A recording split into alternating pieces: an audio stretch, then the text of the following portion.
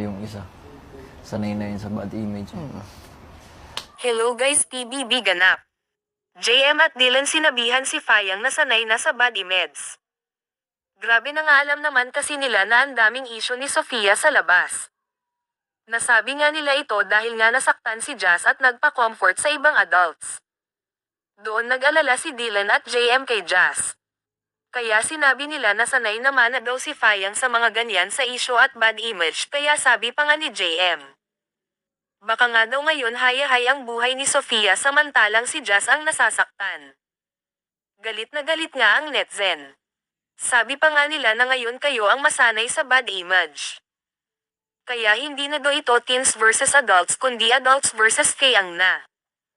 Lahat ng adult tuwing nag-uusap bukang bibig na lang nila palagi si Sofia. Mukhang na-trigger nga sila kay Sofia. Wala naman sigurong ginawang mali itong si Sofia sa kanila. Dingga malaman bakit ganun na lang sila kagalit pagdating kay Sofia. Nangyari nga ito matapos ang rap battle ni Jazz at Sofia.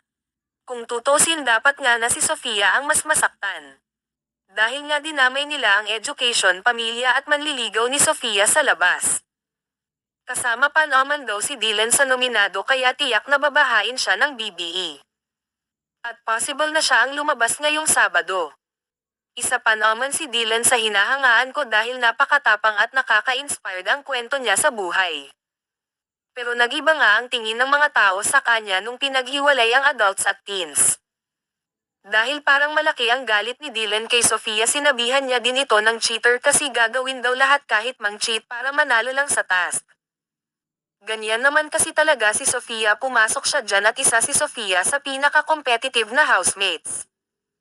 Ano kaya ang magiging reaction ni Sofia kapag nalaman niya na ganito ang pinagsasabi ng adult sa kanya? Kayo, ano ang komento nyo sa mga sinasabi ni Dylan at JM? E-comment sa baba.